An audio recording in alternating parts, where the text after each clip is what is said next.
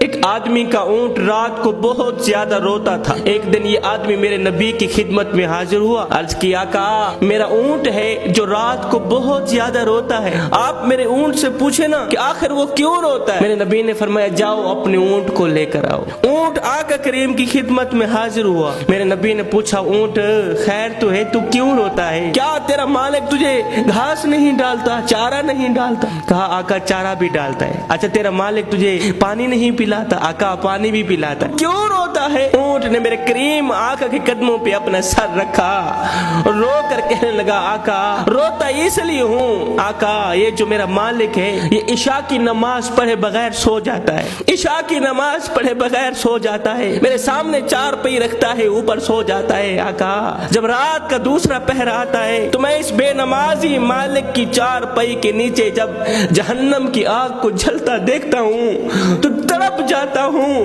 میری آنکھیں چھم چھم برسنے لگ جاتی ہیں۔ کاش کہ یہی آگ میرا مالک اپنی آنکھوں سے دیکھ لیتا، قیامت تک نماز نہ چھوڑتا۔